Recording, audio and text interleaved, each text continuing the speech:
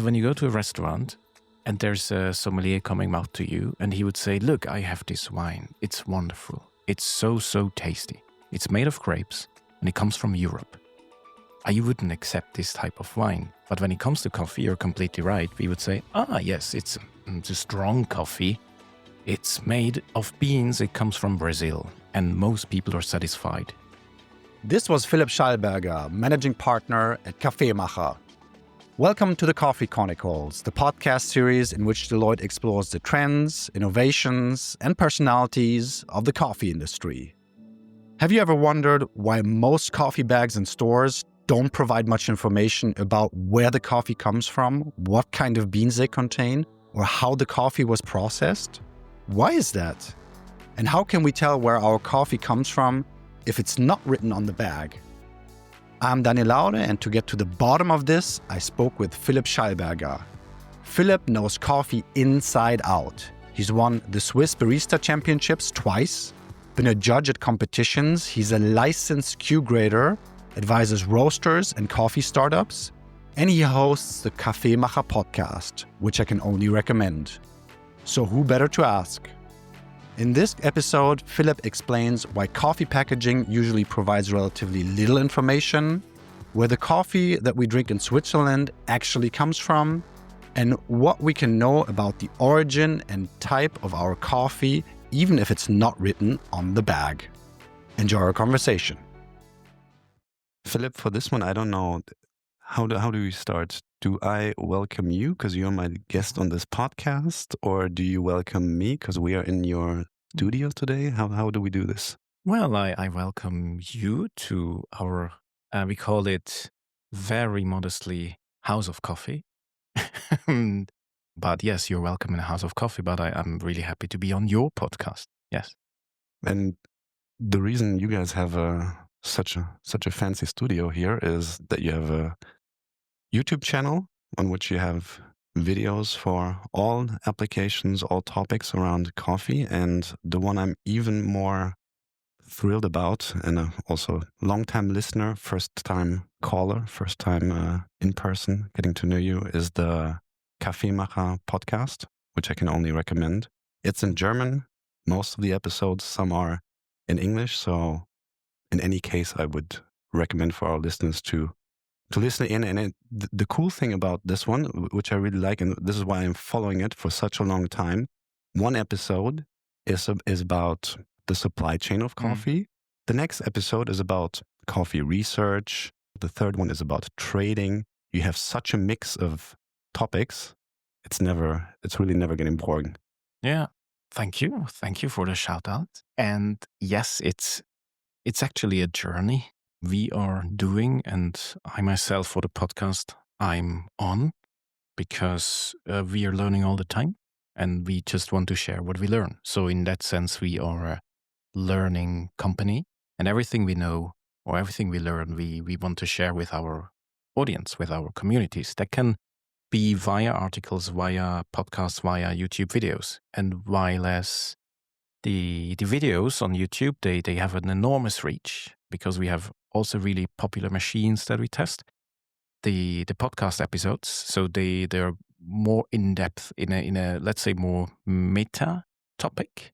And you mentioned it, logistics. I mean, it's not a really sexy topic if you're not very much into logistics, but if you're interested in coffee and you say, why is my coffee delayed? Then it might be logistics. So there are more background stories to it. And yeah, we learn a lot with that. And we call it Futures of Coffee. So there's not one future of coffee. So there are many futures of coffee. And every day, every moment, we are tailoring one of the futures of coffee. So that's why the topics we discuss in the podcast, they're mostly future-driven in a sense that we can create a future for coffee, specifically a future. And I like the keyword that you brought already, the background information, because today we're going to talk about information in general. It is actually one topic that I've never quite could explain, and that's why I'm very, very happy that you can answer the questions today, and you're an expert on this topic. When I started getting interested in coffee, particularly specialty coffee. I always wondered, for example, I want to buy a bottle of wine. Mm. I go into the supermarket. I find the section on wine. And what's the first thing? It's neatly organized by origin countries: Italy, France, Spain, and so forth. So I can first make the first selection. Where should my wine come from? Then I look at the bottle. It does not only say the name, it says obviously the year, the kind of grape that I have. Is it a Cabernet Sauvignon? Is it a Pinot Noir or something? And then I have other information like what's the region within the country? What's maybe the winery, the vineyard, where it's really from? I could track it back. I could go there in theory. And then it has all these descriptions about the taste notes, what I should drink it with, if it's what kind of food is it, what's the temperature I should drink this wine at. And if we do the same exercise for another good, for coffee, I go into the supermarket to buy it and I have a completely different experience. I go into the supermarket and what I see are the brands, are the names, are the product names. Sometimes nowadays I see a little bit of information about origin, but there's no comparison in terms of information. Where is it from? How was it processed? Taste notes and so forth. So my first question to you is, why is this? Why are consumers obviously caring relatively little about information disclosed on coffee packaging compared to other goods? Well, there's no better person to answer this than me, because I'm a direct descendant of a wine business. So my family used to make wine, but now I work in coffee. So I wear two different hats now at the same time. So I can answer you both. Look, I guess you're a rare species in the sense that because you know specialty coffee and you know that we could talk more about coffee, and you made a comparison to wine, and in the world of specialty coffee, you are not alone with this, because the whole industry is looking over to wine and says, why consumers so picky, but they're not so picky when it comes to coffee.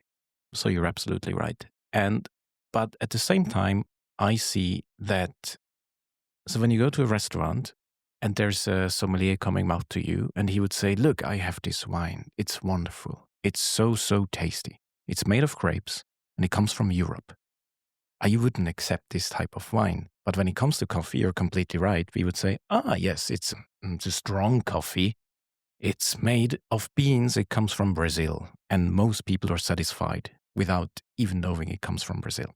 But I would reframe the question, because you said, why do customers not really care? So I would rather ask, why do coffee shops, roasters, supermarkets, traders, whoever is involved in selling roasted coffee is not even interested to expect a bit more from consumers and sharing more what they know? Because mostly they would know, or they could know, because nowadays there is, in most cases, transparency is there. So you just need to communicate everything you know about coffee. But there are some reasons when it comes to blend compositions, and we're going to talk about this, that many don't disclose information. But I think mostly we just don't expect it enough from consumers. So you cannot train consumers in the sense that they behave exactly like they would when ordering a bottle of wine, as long as we don't expect more from them. You said already that there are good reasons from a roaster perspective, from a selling side, so to say. The first one being blending. Can you elaborate a little bit on that? Where does blending come into this equation? So there's a big differentiation between blends and single origins. So blend means that it can be a mixture of different beans. So mostly we refer to blends when we say, well, there's a coffee from Brazil and another one from Mexico. You might even know the percentage, let's say 50% Brazilian beans, 50% Mexican beans. But this is still really vague. It's a bit like your bottle of wine contains grapes from France and from Italy. You still wouldn't be so satisfied. So when you're a roaster, you should know more about this. And I talk about roasters, not even about consumers yet. But that could be a blend. But you could go more detailed. You could say, well, I would like to have a blend of washed coffees only. So how is the coffee cherry processed after harvesting? Is it dried? Is the seed dried in the cherry, or is it depulped and washed and dried? So it has different flavor profiles and it behaves differently when it comes to roasting. So you could even say, well, I would like to have a blend of washed coffees from different countries or from different regions or even from different farms. So you could go to a really detailed level. And mostly, in more than 90% of all blends, it's kind of a vague blend. If you would even know it, that you say, well, from the best coffee plantations in South America. So this is a classical thing you find on coffee bags still. It doesn't tell you a lot, but sometimes you find some names of countries. Opposed to that, there are single origins. And single origin stands for one origin only, but an origin could be, again, Brazil. But Brazil is the biggest coffee producer worldwide. So, well, what region, what altitude, what growing conditions, what flavor profile, etc.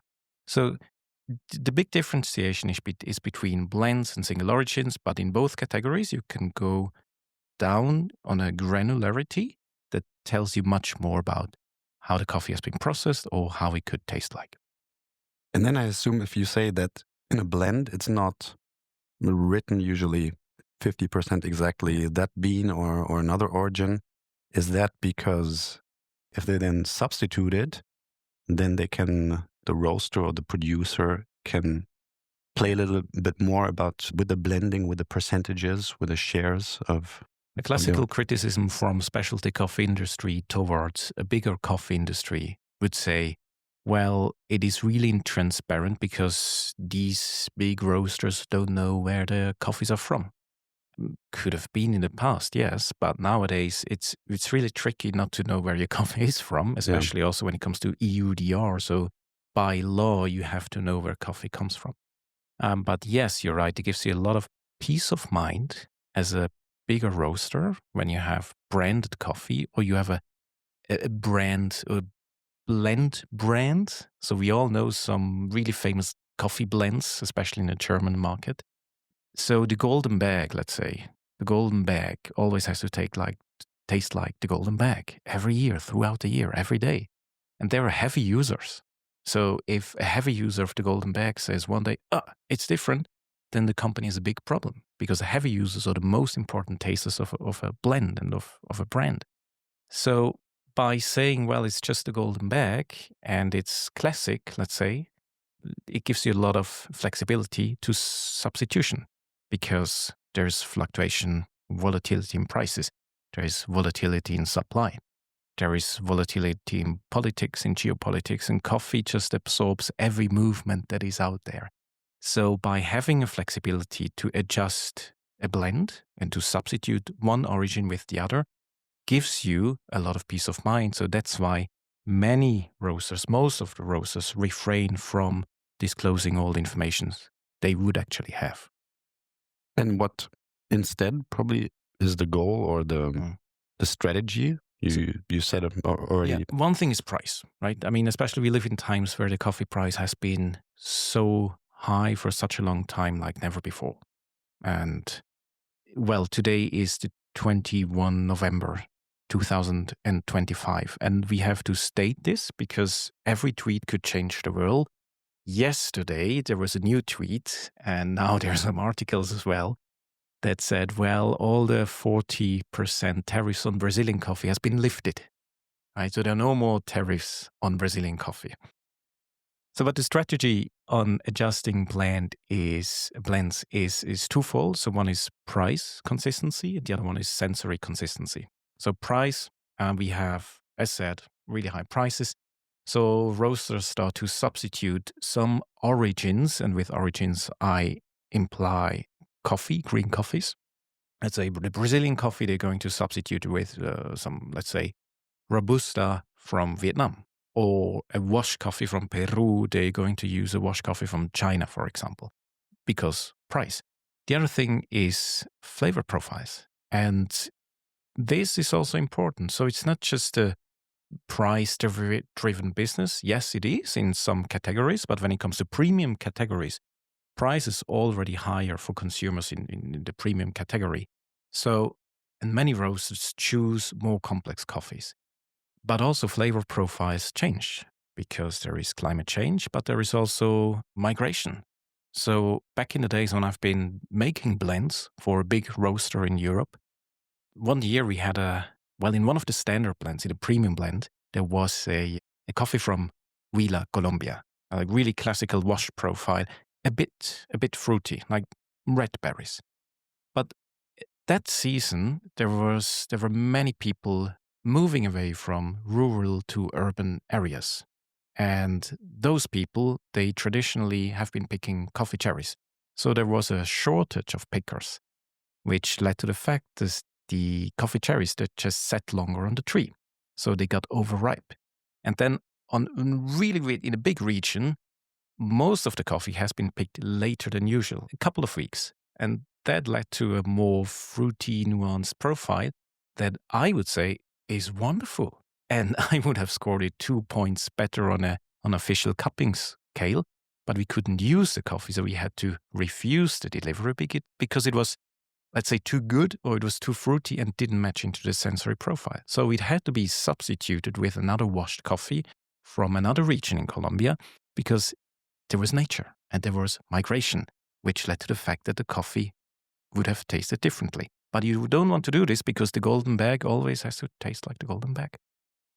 And what you're describing basically is also branding aspect, right? Because if Yes. you sell something to your consumer and they expect taste profile X, Y, XYZ, and then the next bag I'm getting, it's not the same experience. You Or it's should not, avoid it, absolutely. And as said, one thing is price, but the other thing is supply chain consistency and flavor. So flavor we discussed, but supply chain consistency is another thing that in the past decades, there were some kind of stable weather patterns.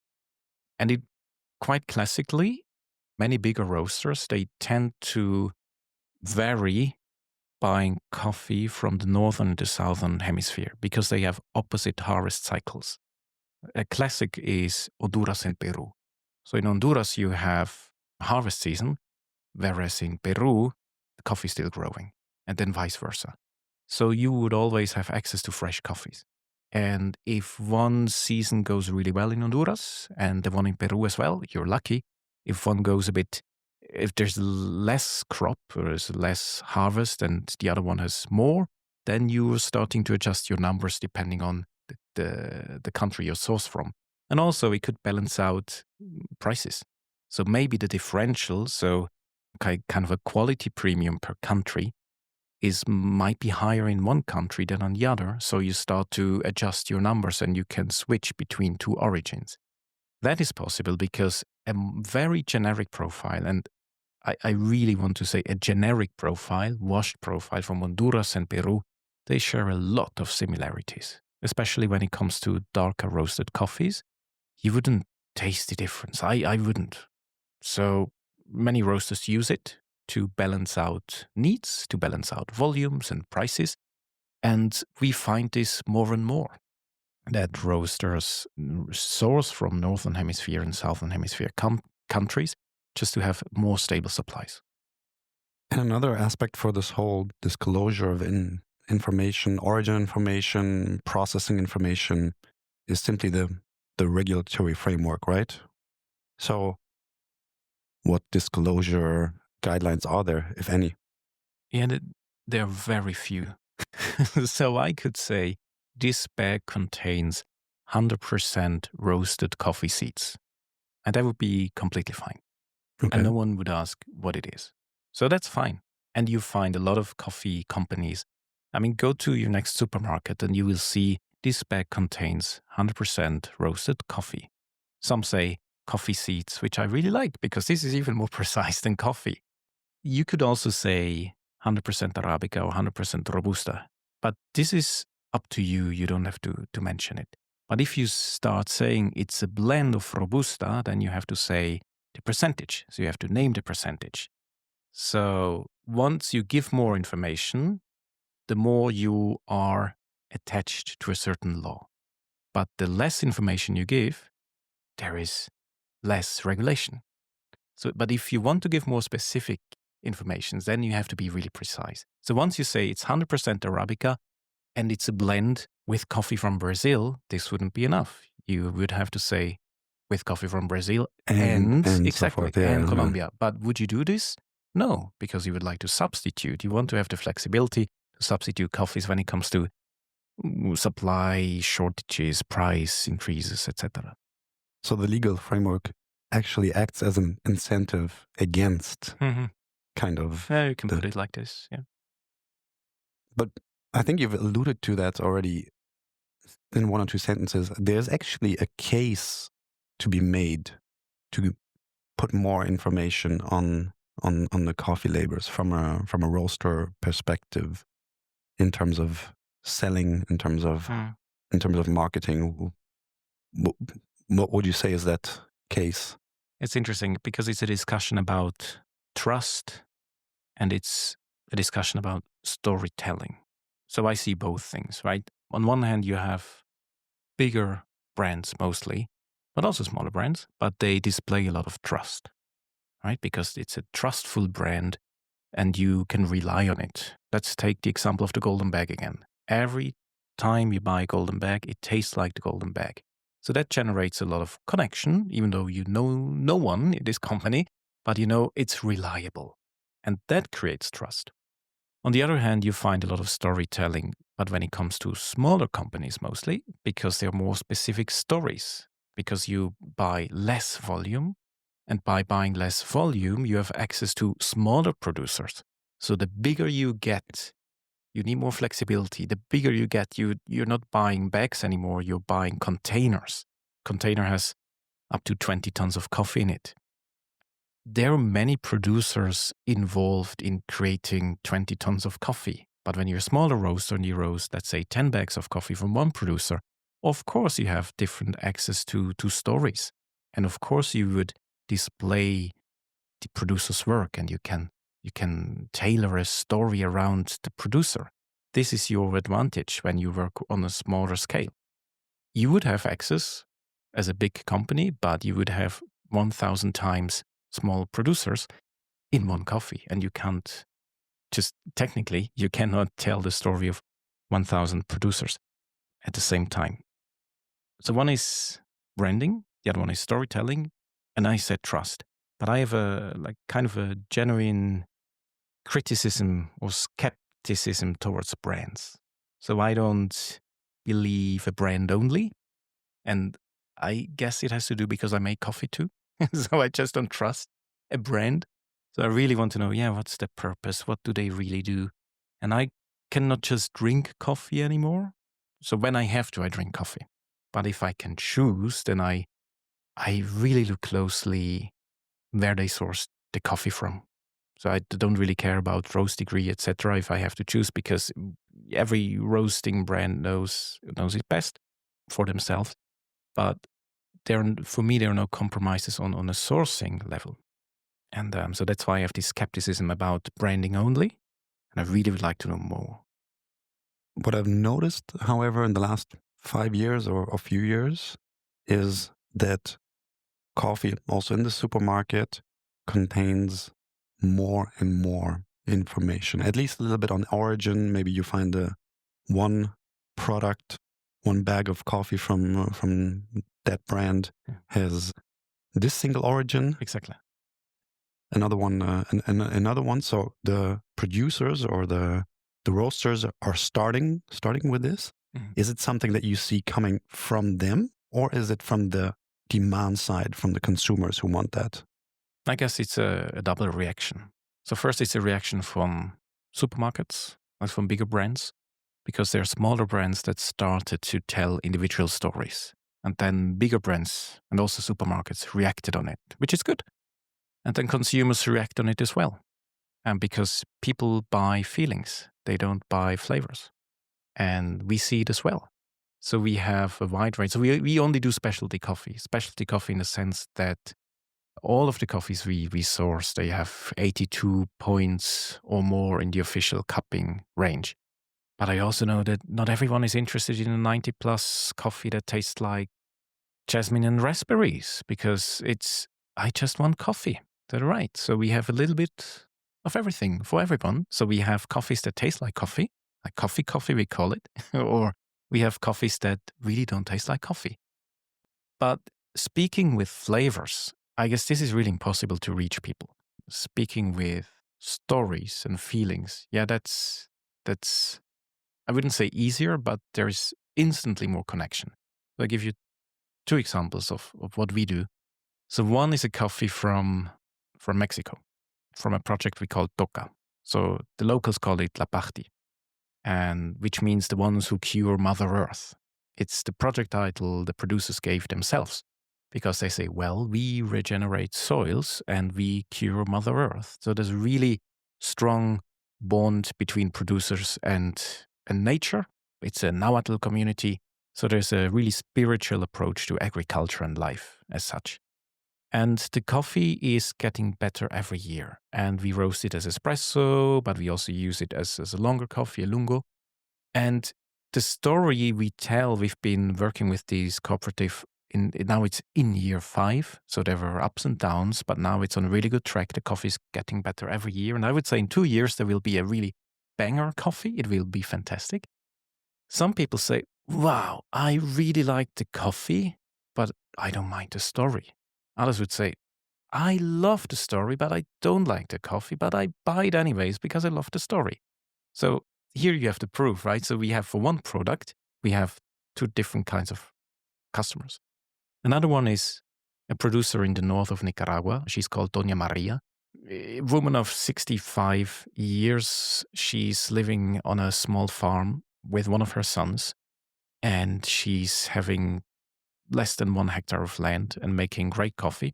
But for 40 years, she's been selling coffee to anonymous markets. And she didn't know if the coffee price or the price she got was fair, who is going to buy and roast eventually the coffee. So it was just anonymous.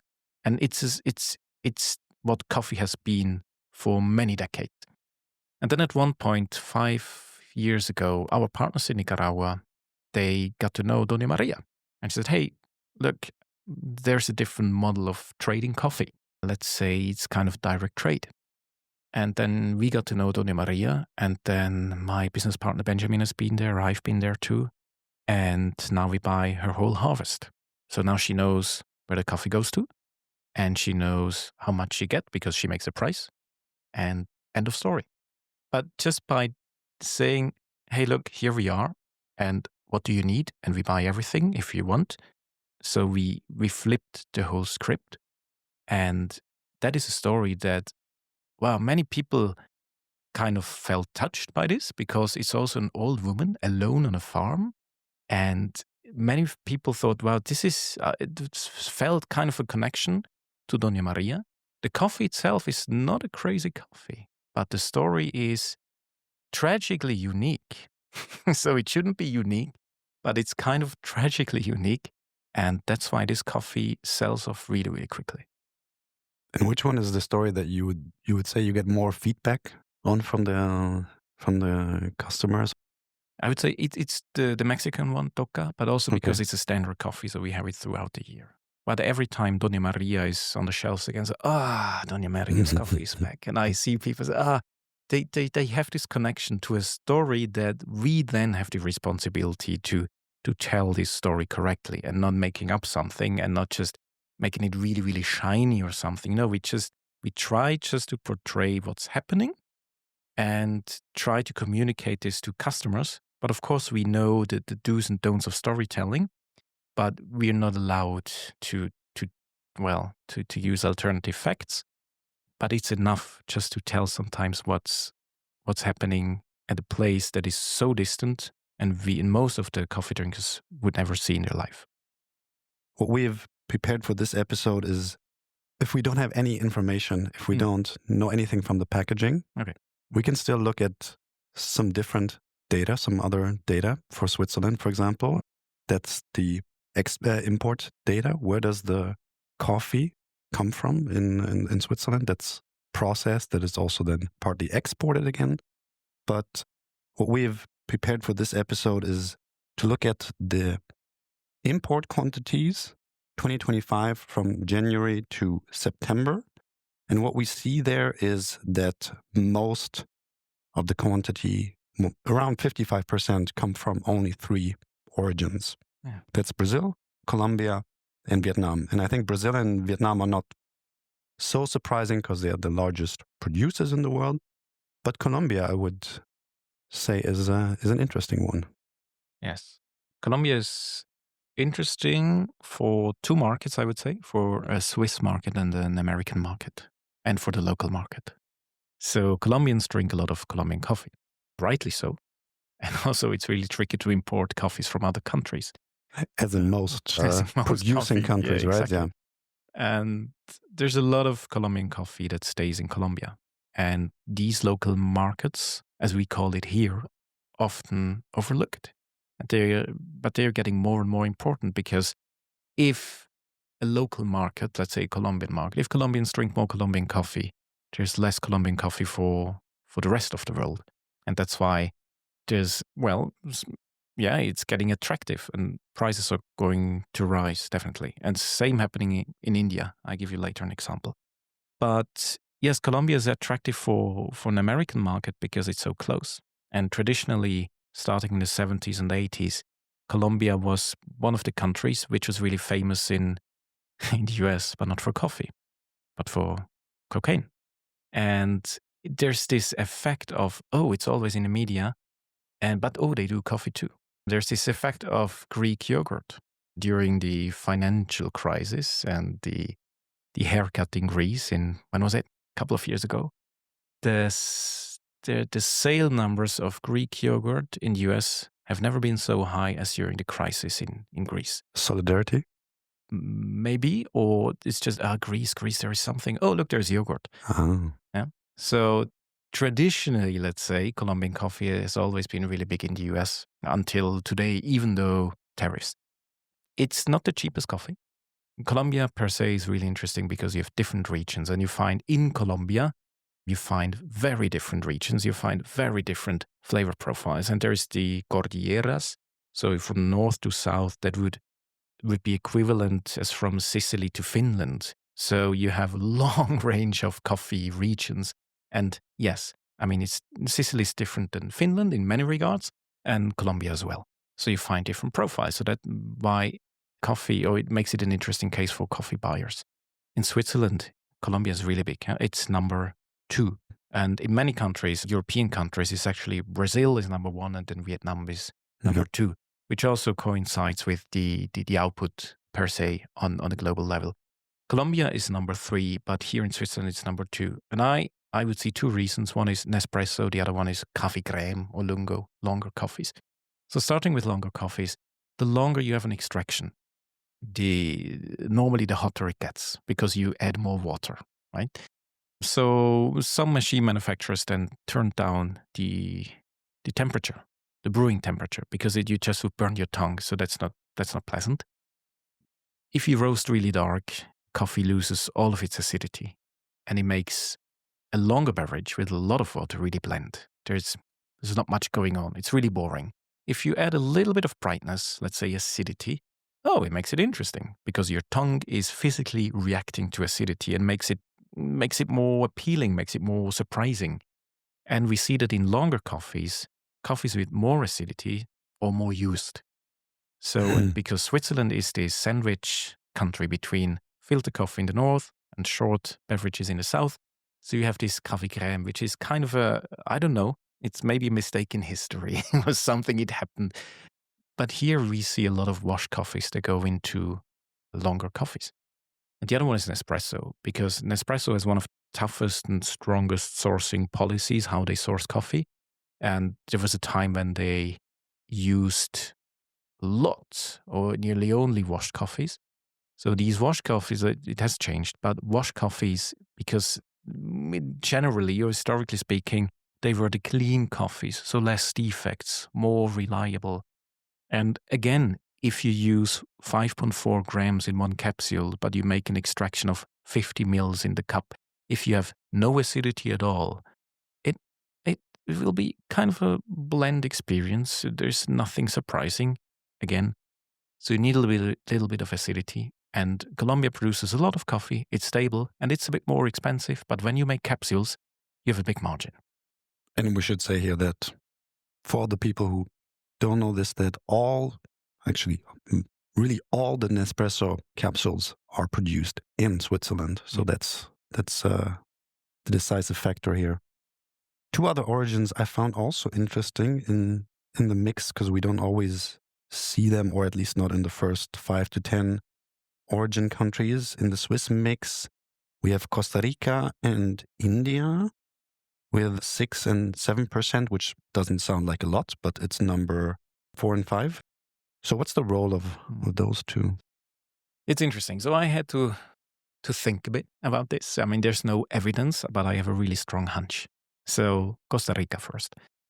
You remember the Greek yogurt thing, right?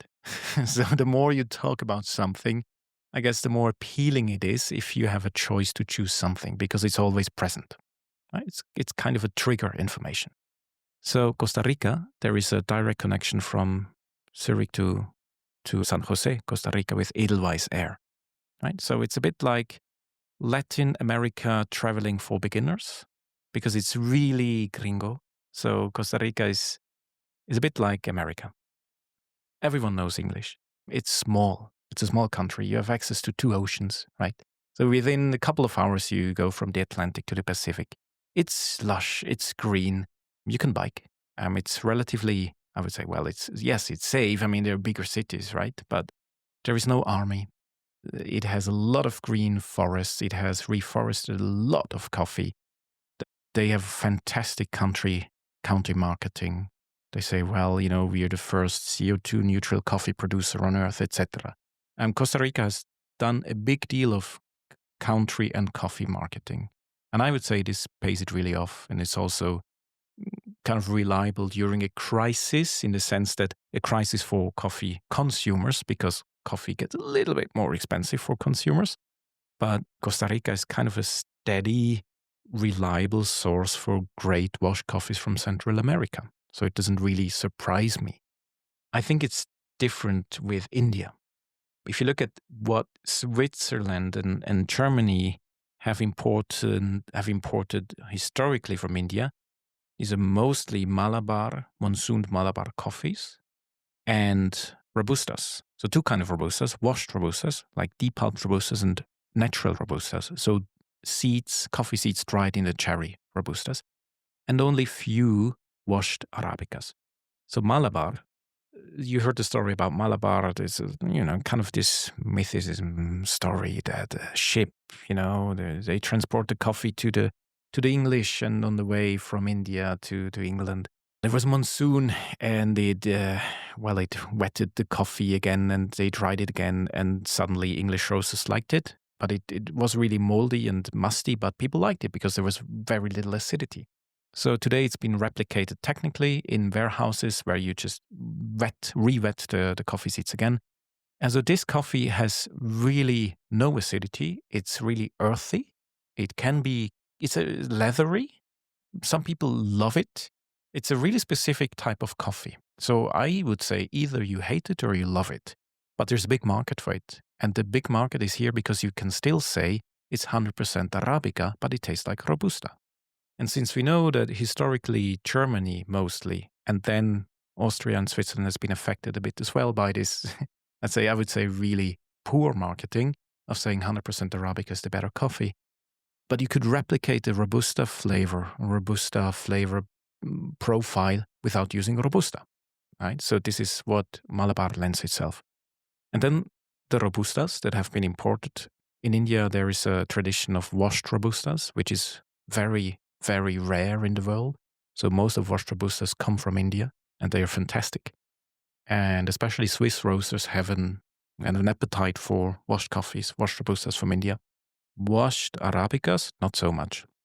But I would say it's the Malabar thing that India could export more coffee to these countries. It's very interesting to see just from these 3 origins that we talked about now, is kind of the Colombia, for example, the history that they had in the US, or the the image of the country, then the effect of tourism for Costa Rican coffee. It's a hunch, right? But I think so. Yeah. It's like Latin America for beginners. Yeah. Holidays. Yeah. And the third one then being India of the taste profile there. So you have really different reasons. You can have very different reasons for why one origin, one country here is in the Swiss mix. But let's look also, because these mixes are not, these proportions are not stable over time. They change, and they can change very drastically from one year to the other. As we see now, if we make the comparison between 2025 as they are right now, and just one year ago, the largest winner in the coffee mix is the US with 56% more than the year before. But we have to qualify a little bit here that it's a small share overall that the US has. It's 1% or even less. An interesting other example would be China, in a really up and coming, growing country. Yeah. Well, again, it's a hunch. It's an idea. I really thought about this hard. Couple of things. So China has one of the fastest growing local markets. Yeah. There's a coffee production in China started fast in the early 2000s. In the 90s, there was kind of this face-off between Starbucks and Nestle in the Yunnan region, so south of Kunming. It's where Pu'er tea is coming from. And there was this big discussion, well, less tea and more coffee, or is coffee not for us? But today you have three main regions in China where you produce coffee. So I've been in Kunming twice. That was 10 years ago. It looks like coffee anywhere. It's just kind of this exoticism that we connect with China. What? There is coffee in China? Because we used to hear that there is tea from China maybe, but not coffee. But it looks like every other coffee farm. But there has been very little efforts to certify coffees in China. I don't know today. Are there cooperatives and are they certified, fair trade certified cooperatives in China? I just don't know. But I knew that 10 years ago there were none or very few. Everyone can correct me if I'm wrong. Other third-party certifications, they have been applied, but sparsely. Not too many, like UTZ or Rainforest Alliance today. I guess it has a lot to do also with non-certified coffee, because sustainability is currently being sacrificed. It's something we hear everywhere. It's something when prices are high. When prices are high, where can you save money? You could save on certifications, because it's the fair trade certifications for 1 kilo of coffee is from 50 euro cents up to 2 euros per kilo. It's an extra you would pay because you think you want it. So either because you're convinced you should do this because it's how you feel about it and how you want to treat others, or you see there's a need in the market. But if everything gets more expensive, you would save on this because it doesn't change a lot on the flavor. It doesn't change anything on the flavor profile. And the ones who decide to survive on the markets and are not willing to make concessions and to reduce margin somewhere else, they would reduce the label. And if I connect these two things, I can imagine that maybe there's more not certified washed coffees from China. And if I remember that 10 years ago, the coffees I had, these washed coffees, they tasted like Honduran coffees, Catimores, a certain specific hybrid, which is really sturdy against pests and diseases, has a classical in parentheses, classical Honduran taste profile. And I said that you can substitute on a generic coffee flavor profile between coffees from Honduras and Peru. And I would say you could do it nowadays with coffees from China as well. So I could see that there is a substitution with Chinese coffees because they didn't have a certification, whereas most of the certified coffees, they are washed, come from Honduras and Peru. And maybe they said, well, you can only buy it with certifications. And the Chinese may have said, well, there are no. So there's maybe 5 cents cheaper. And if you buy in volumes, in bulk, Makes a 5 cents difference. means Yeah. the world. Makes a big difference. Yeah. If I look at the first market that we have here on the gaining side, that is really large quantity, large volume in the Swiss imports, that's Indonesia, up Mhm. 23% compared to last year. Do you have a hunch here again? Yeah, yes, but that is actually more obvious. Indonesia, most of coffee that's coming from Indonesia to Europe is Robusta. So the question is when every coffee is expensive, every. So Arabica and Robusta, but Robusta still being cheaper than Arabica. And the big blends, let's say the Golden Bag again, has a lot of Brazilian coffee in there. And you'd say, even the Brazil, it's a bit like some people compare it to the flour in cocaine. So you can stretch a bit. Well, it tastes like coffee, so that's why many use Brazilian coffee, like a generic flavor profile from Brazil. So if you roast really dark, well, you might change a coffee that tastes like coffee with a coffee that has even a stronger coffee flavor, and that could be Robusta. So you would go to Vietnam. But if the coffee price in Vietnam is really high, you would maybe go to Indonesia, which Okay. produce most of Robusta. We've talked already about India before, that it's number 4, number 5 in the mix, which I didn't expect myself. Mm. So relatively high popularity, but if I look year on year, the change, India is actually losing about 20% in the quantities that are entering Switzerland. I've just read that they have record high either production or export Hmm. numbers. You can correct me on that. So I was surprised here. Yeah, but they have also one of the fastest growing coffee shop chains in the world. I mean, European coffee markets are saturated. I mean, they're not really growing. If you go to India, you have a lot of companies that are AI driven coffee shops that are, we would say, if you take the Vienna Coffee House as a comparison, it has nothing to do with it. I mean, you can order via app, or any app orders for you because your behavior is normally at 9:18 a.m. You have your double macchiato something, and someone would bring it with a or electronic vehicle something or by drone. So this is the kind of development we see in some countries as well. In Malaysia, you have new heavily VC funded coffee chains.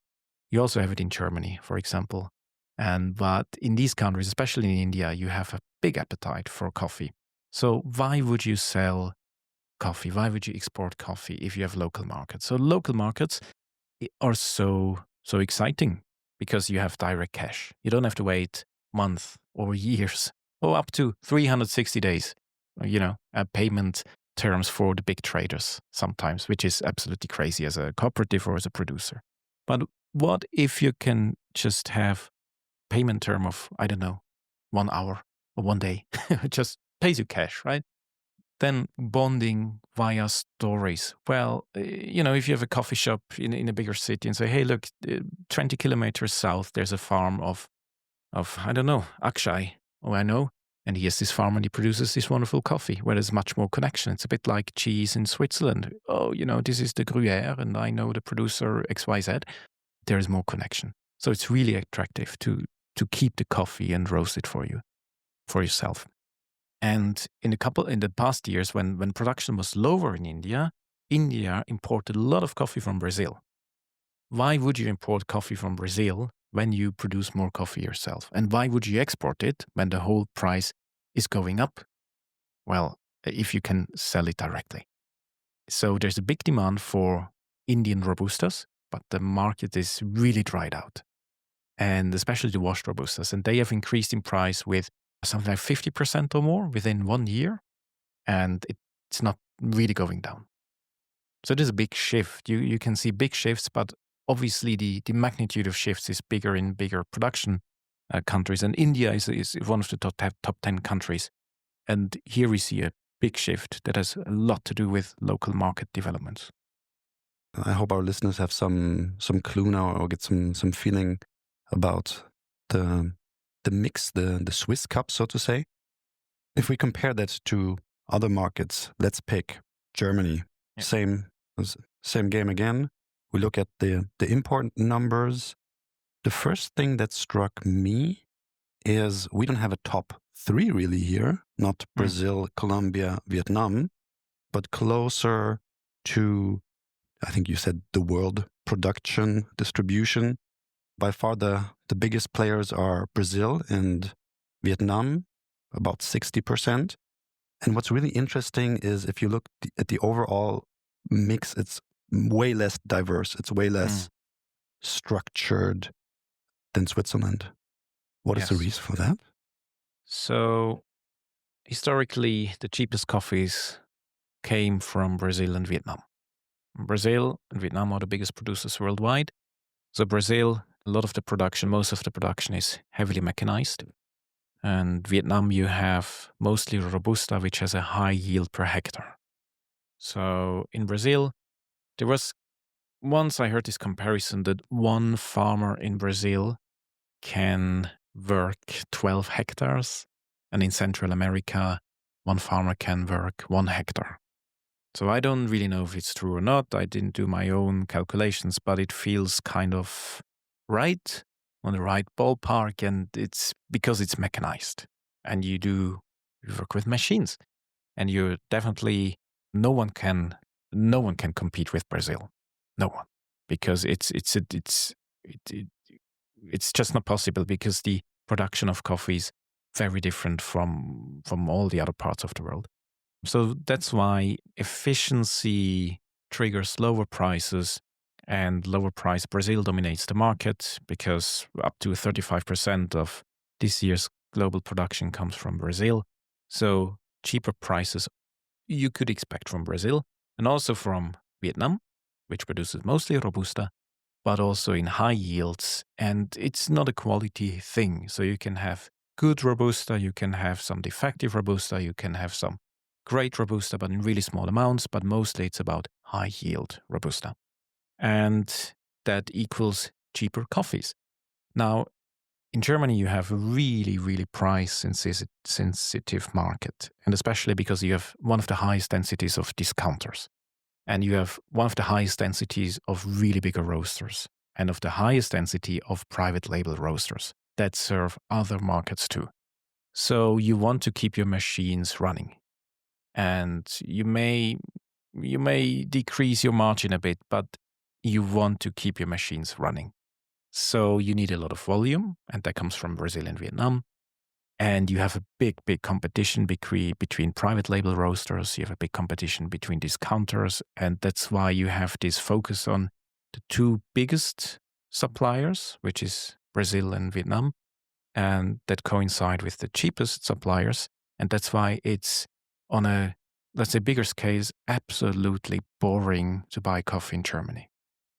Is what you just described, is that also the reason I see Uganda here very high in the rank? Because that's an origin we didn't see in Switzerland, and in Germany it's one of the almost top origins, I would say. Is that exactly what you just explained? This is 90%, close to 90% what is produced in Uganda is Robusta. Yeah. And as said, Robusta is, most of the Robusta, if I'm not mistaken, goes to Germany. It's used in blends, and big part of it is also organic certified, which makes it interesting for brands that keep their certifications during these high price times and want to have organic certified Robusta. Uganda is really famous for that. Okay. So we've done the same here as for Switzerland, and we looked at what are the differences year on year. Again, it's not stable. It's not boring here. Number 1 winner with almost 70% is Indonesia. We already talked about Indonesia. Can kind of put this on the map. What I found interesting, another origin we didn't talk about yet, is Peru, because it has gained around 30% in Germany while losing 10% in Switzerland. That's interesting, no? Or Yes, I was surprised by that. And again, it's just an idea. It's really early. It's really early to tell and to see the numbers. So most of the numbers we have now are from the European Coffee Federation. So these are evidence-based numbers. These are trade statistics. And mostly 1 year later, we then have the concrete numbers.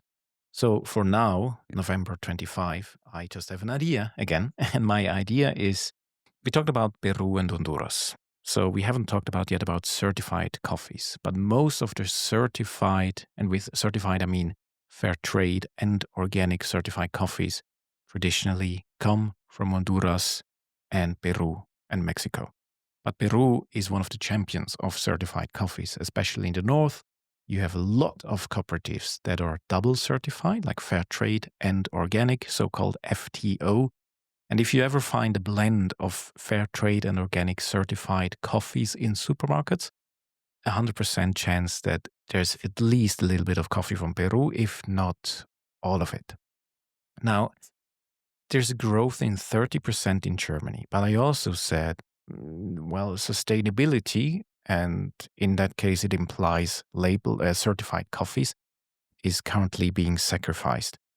My idea is maybe, well, if you want to stick to Peruvian coffee for flavor reasons, or for business reasons, or for partnership reasons, you may stick to the same suppliers, but you don't pay for the premium. So you would have bought maybe double certified FTO washed coffees, but because prices are so high, say, hey, look, I take the coffee, but I don't pay you the premium. So that I could imagine that there's actually still more coffee from Peru if you avoid the premium, avoid paying the premium. And then there is 10% less in Switzerland. I don't know. Maybe it's just less fair trade demand, because most of the coffee, as said, from Peru that comes to Switzerland, I'm pretty sure it's also certified coffee, fair trade at least, if not fair trade organic. Can be that there's less demand for fair trade coffee, or there has been in the past year, from Peru. And what you just described brought up this interesting fact in my head again on certified coffee production and how it is actually sold. I don't remember the exact numbers, but I remember that most of the coffee that is produced in the world is certified, like produced under certified conditions, in the hope of the farmer of selling this on the market as certified. But then if you actually look how it's sold on the market eventually to the end consumer, that's only a fourth more or less. So you have this disparity between how is it actually produced, and does the in between the value chain, the supply chain, and in the end the consumer actually pay for this? So. Yes, we talk about coffee produced under a third-party certified label, and one of the biggest is fair trade. So these numbers are public. So and you can find them, and you see that kind of a third, a bit less than a third of fair trade certified produced coffee has been sold as such. Exactly. Which is a bit depressing, and which is also, well, which prompts the question, why is that? Yes, the market is actually growing slower than expected, or fair trade has been growing quickly in the sense that they have been certifying a lot of producers in a short amount of time. So there is an oversupply. But that's kind of another discussion. But if you talk to label organizations today, you hear and you see that, well, label is just one thing they do. They understand themselves more as a service provider, because in times of EUDR, in times of reforesting forests, in times of regenerative agriculture, technical and agronomic assistance, all these label organizations have a big network, and they can leverage on this network with different ideas, not only certifying, but being a consultant, being service provider. So they move away a bit from a pure label. The last thing I found interesting, not only in Switzerland, but even stronger in Germany, is how much Brazil and Costa Rica, we talked about both already, how much they have lost actually in their import shares to Switzerland, it was about 5% for Brazil and Costa Rica 4%, but for Germany even 20 and 25% respectively. Mm. That is huge. That is huge, but the share has been always very small. But Costa Rican coffee is high-priced coffee. Okay. Small plots of land. There's a big urban sprawl around San Jose, the capital. So if you are in the center of San Jose, you see coffee plantations. So you can imagine the price of land. So many just sell their land or keep their land or they buy houses. But why would you do coffee? So, and the few coffee producers that remain, well, it's not really efficient because the plot of land is really small. So many have focused on specific varietals, on specific post-harvest management. So there was the micro mill revolution in the early 2000s. So you have the new development of honey coffees, like semi-washed coffees that came, well, it really grew faster with the developments in Costa Rica. So you have this, well, this idea of making not too much coffee, but really high quality coffee. And you find this, well, it started maybe 20 years ago. And before that, it was a really undifferentiated taste profile. So as I said, Costa Rica has done a great deal of fantastic country marketing exactly with this. Say, look, this coffee is exceptional.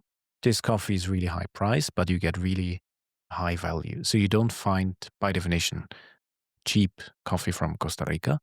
Now, but maybe it just hit the tipping point. I mean, it can be $1 more per kilo, which is actually wouldn't be a lot. But if your coffee has already been high priced and $1 more just kills the margin on the other side of the equation. Brazil, however, again, it's substitution, I guess, with Robusta. Mm-hmm. So if you see big numbers, big shifts, I would say it's always substitutions. I think we made basically a tour around the world. Mm-hmm. I have the feeling. Let's come to ourselves again, or let's come to our listeners again to close this one. I wonder if you could give them some really rough advice. If they stand in front of the shelf at the supermarket, they have little or maybe no information on the packaging. Is there a difference, or can you give us some notions if it's a darker roast, something for espresso versus a filter roast, a milder, a lighter roast? Can you give some notions where these coffees probably come from? Yeah, I would say bigger brands and supermarkets do a fantastic job in, well, sales psychology. It's something that they do much better than smaller roasters because they know. They know how to run supermarkets, how someone to convince to buy something. So colors, maybe, right? So again, the golden bag. I mean, is it really strong if you have a black bag right next to it? Maybe not, because black implies or suggests stronger coffee. And strong mostly means, for most people, I ask, it's a darker roast. Only few would say more caffeine. They would say, no, darker roast. I would say in the strongest coffee you find, you always have also when there's the addition of classic or classical something, there's always Robusta in it. Mm-hmm. So you're going to find a certain percentage with Robusta, which has, let's say, really intense, specific flavor profile, but also double the amount of caffeine. The lighter the colors, and if you find mild, I would say it's a lighter roast. I would use these coffees for longer coffees, not really for an espresso. Or if you're someone like me who likes acidity in espresso, I would use it, but most people don't. And then when it comes to fair trade coffees, this is an interesting bit because I hear many like classical espresso drinkers say, fair trade coffees are really bad. I'm saying, yeah, well, they are not. It's just different because some brands don't tell you what to expect. So we talked about it. Most of the fair trade coffees, they come from regions where there's a washed tradition and washed Arabica traditions. Peru, Honduras, Mexico. You find Robustas from Uganda and some from Mexico as well. But most part of it, most roasters buy this in bulk blends. They call it basket blends. So they say, hey, I need a I need a fair trade blend with a little bit of Robusta, and they get a blend. And they say, well, look, this may, if they know, and they say, well, 10% of this and 10% of that. So that could happen.